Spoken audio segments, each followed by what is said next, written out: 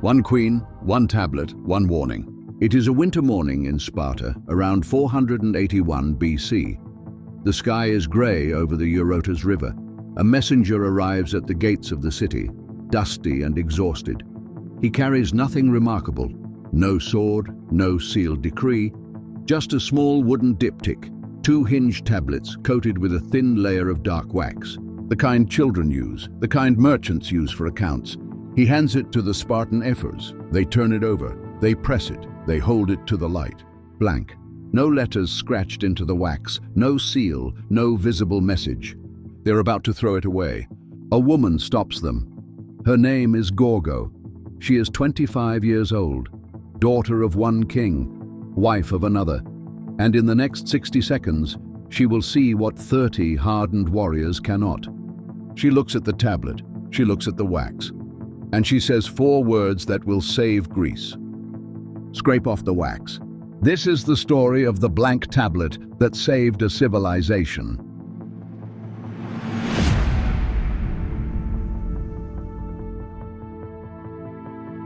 Before we go any further, let me tell you something true. You are watching this because you love a story where one person sees what everyone else misses. That is rare. So here is a deal. If you reach the end of this video and you feel that small, quiet awe, the kind that makes you remember history as full of unnoticed genius, then click subscribe. Deal?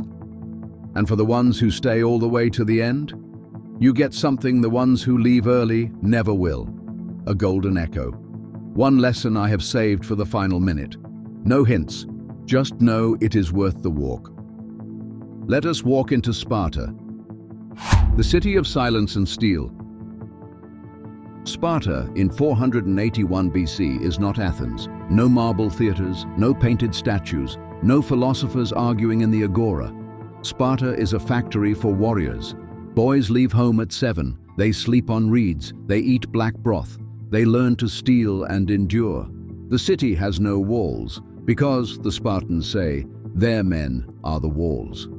Women train too. They run, wrestle, and speak their minds. In other Greek cities, women are confined to the house. In Sparta, they own land, manage estates, and tell kings when they are wrong. Gorgo is the embodiment of this. She is the only daughter of King Cleomenes I. Later, she marries her half-uncle, Leonidas, the man who will die at Thermopylae with 300 Spartans. By the time she is 20, she has advised 2 kings, and she has already saved Sparta once. When she was 8 years old, a Persian-backed diplomat tried to bribe her father. The men in the room were swayed. Gorgo tugged her father's cloak and said, "Father, get up. This stranger will corrupt you." Cleomenes listened. The diplomat was expelled. Sparta stayed out of a disastrous war. That was the first warning. The second arrived on a blank tablet. The exile's desperate gamble. The man who sent the tablet is named Demaratus.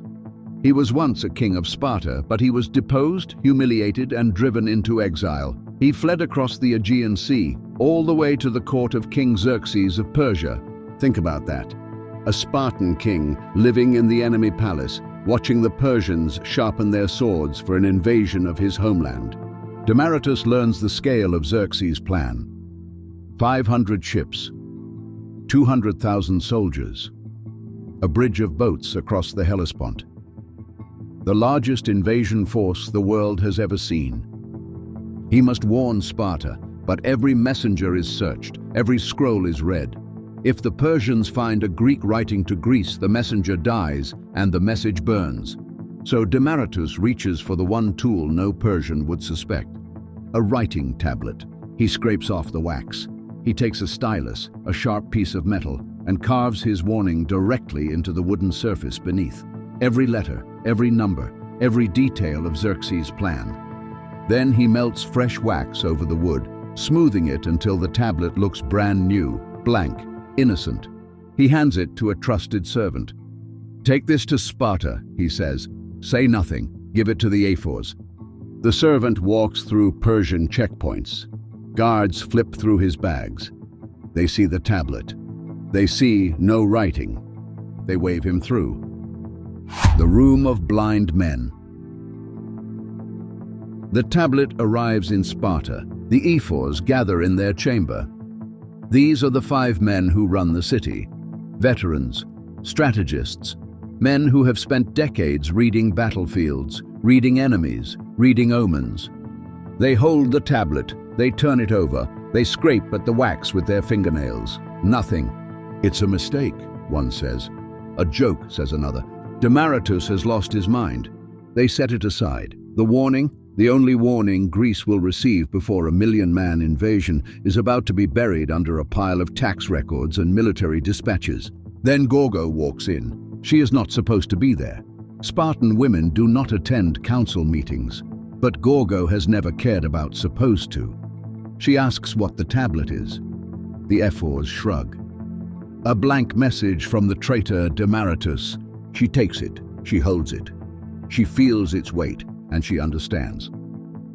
4 words. Here is the moment. Gorgo looks at the wax. She looks at the wood. She remembers something her father taught her about deception. Then she looks at the ephors, these proud, hardened men, and says 4 words. Scrape off the wax. They hesitate. A woman giving orders to Spartan officials? Unheard of. But one of them takes a knife. He scrapes a corner of the tablet. The wax curls away, and beneath it, dark against the pale wood, are letters. The ephor scrapes faster. The whole message emerges. Demaratus's handwriting, the invasion date, the troop numbers, the route Xerxes will take. Persia is coming. The room goes silent. Gorgo does not say, "I told you so." She does not gloat. She simply turns and walks out, leaving the generals to scramble. Herodotus, writing 60 years later, records the scene with one spare sentence. They, having obeyed, found and read the contents and forwarded them to the rest of the Greeks. The warning that worked.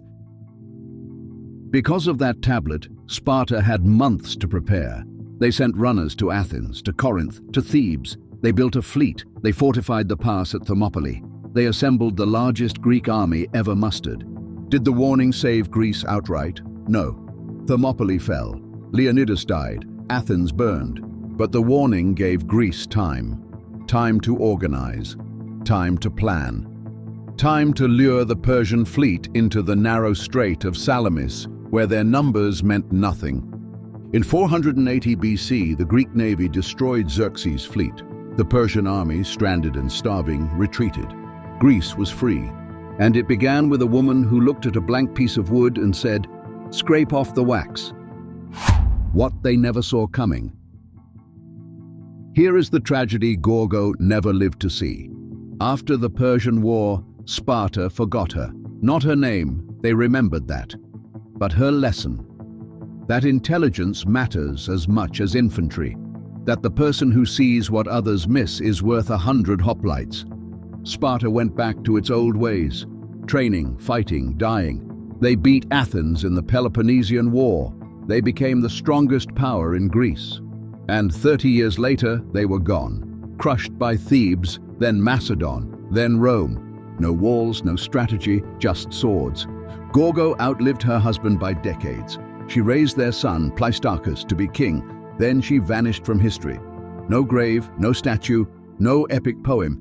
But the tablet remained. Here is the golden line. One person, with one quiet observation, can see what an army of men cannot. Not because she is stronger, but because she is willing to look where no one else is looking. Gorgo of Sparta, 506 BC after 480 BC. Daughter of Cleomenes, wife of Leonidas, the woman who scraped away the wax. Her tablet is dust. Her city is ruins. Her husband's bones lie at Thermopylae unmarked. But her methods survived. Every time you feel overlooked, every time you see something everyone else misses, every time you say 4 words that change everything, that is Gorgo, still scraping, still saving. You made it. The story is over. If something in you shifted, if you want more stories about the forgotten geniuses who saw what others could not, then click subscribe. Not because I asked you at the start, because you want to come back here. And one more thing, Next time you hold a blank piece of paper, a sealed envelope, a clean notebook, remember, blank does not mean empty. It only means you have not scraped deep enough.